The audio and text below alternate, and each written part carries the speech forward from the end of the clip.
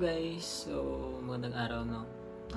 Today guys, may sasagutin na tayong mga katanungan kasi maraming nagtatanong sa atin, nag-PM dun sa GC na ginawa natin kung paano nga ba pumunta ng GS Contractor. So guys, sagutin natin yan. Sana matulungan ko kayo sa ibibigay kong update ko sa inyo. Actually guys, ang GS nga pala guys is yung agency ko na nagpaalisahan papuntang Taiwan.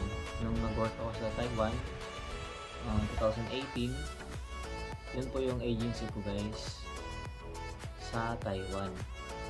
I mean dito sa Pilipinas, which is yung GS Contractor is located siya sa Magallanes Street, Intramuros, Maynila. So kung kayo po ay magagaling sa mga sasabihin kong lugar, sa mga taga Batangas, Laguna at Alabang, Pasay, Cavite, yung pinakamalapit at pinakamadali nating way guys is yung LRT.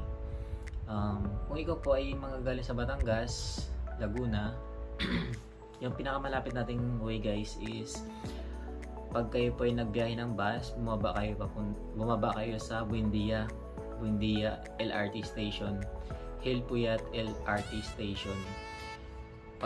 Pagbaba nyo doon, umakyat kayo sa taas sa LRT, tapos sumakay kayo papuntang Central Station guys, kasi ang GS Contractor guys is malapit siya sa yung pinakamalapit na terminal ng LRT ay sa Central Station guys. Tapos sa mga magagaling din sa Pasay or Baclaran, Cavite, sa Cavite guys, yung pinakamalapit doon is yung sa may Baclaran Pag dating nyo doon sa Baclaran, sumakay din kayo puntang Central Station, kasi doon din ang baba din guys. Doon din mismo, nadaan din mismo ang LRT doon. Kung kayo po yung magagaling sa Baclaran LRT Station, dadaan din siya sa Central Station. Sabihin nyo lang sa kukuhanan nyo ng ticket, Central Station LRT. Basta guys, tandaan nyo lang yung LRT station, kasi tinatawag naman yan sa tren kung nasaan na kayo yung station. So kung kayo naman ay manggagaling sa Alabang, mga taga Alabang guys, may sakay po tayo ng bus doon sa may ano nga ba yun? Star Mall. Yung Star Mall guys, yung sa may nasunog ba yun? Sa may Alabang, yung nasunog na Star Mall doon. Doon pa rin po yung sakayan ng bus papuntang Lawton. So kung kayo po ay sakay doon, bababa kayo doon sa may Lawton. Tapos guys, may mga tricycle doon, magtanong kayo kung saan banda yung sakay papuntang GS Contractor. Kasi ang GS Contractor guys is kilala na po yun doon. At saka yung Lawton at saka Intramuros, magkatabi lang yun guys, para sa kabila lang yata yun. Pwede nyo siyang lakarin kasi, or mag-underpass kayo, kasi pag yun guys, pag tawid nyo doon sa kabila, na yun, Intramuros na. So may mga padjak doon guys, may mga padjak doon na mga nag-aalok. Kung kayo po ay sasakay, gusto nyo sumakay papuntang GS Contractor.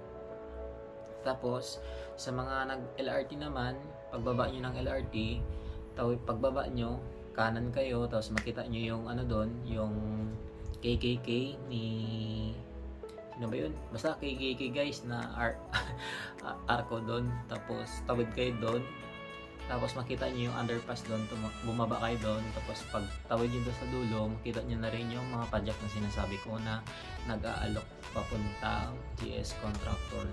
So dagdag ko na rin to guys, bago kayo pumunta ng GS Contractor, dapat kumpletuhin nyo yung mga kailangan niyo para hindi na kayo babalik-balik, at magpa-xerox na rin kayo ng mga requirements. So ano nga ba ang mga kailangan natin dalhin bago pag pumunta ng GS Contractor?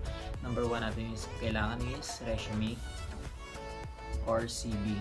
Pangalawa guys, passport, original or copy. Tapos pangtatlo natin, UMID ID. Kung kayo po ay walang UMID ID, pwede po kayong pumunta ng SSS para mag-request ng certification na verified kayo na member ng SSS. Tapos pangatlo natin is voters ID. Kung kayo naman po ay walang voter's ID, pwede kayong pumunta ng COMELEC at mag-request ng voter certification. Tapos ang pangtatlo natin guys is PEOS. Ang PEOS is makukuha siya sa online. Pwede kayo mag-login sa Google, tapos search nyo lang peos.gov. Tapos ang susunod natin guys is e-registration form. Kung kayo po ay gagawa ng e-registration, gumawa muna kayo ng PEOS kasi hindi kayo makakagawa ng e-registration kung wala kayong PEOS. So, yung number dun sa PEOS sa taas, yung parang ilang digit nga ba yun? Basta marami yun guys. Yun yung ilalagay nyo dun sa e-registration ninyo. Parang yun yung pinaka-tracking number nyo guys. Tapos, yung the rest na kailangan pa natin sa pagpunta sa agency is yung BOQ yellow card.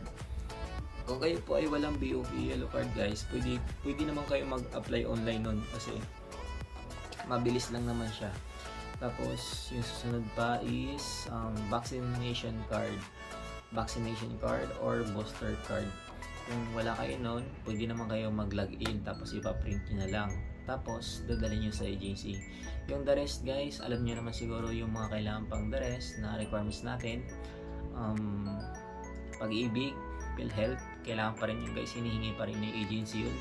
Tapos NBI, updated NBI, police clearance, national police clearance, at saka barangay clearance.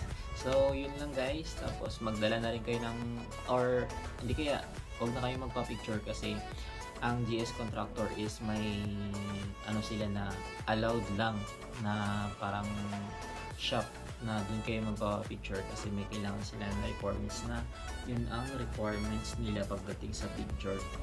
So yun lang ang mga kailangan natin. So bago kayo pumunta doon, kailangan kompleto para hindi kayo manghinay ng oras ninyo kasi pagdating nyo doon napakahaba ng pila. So yun lang, dapat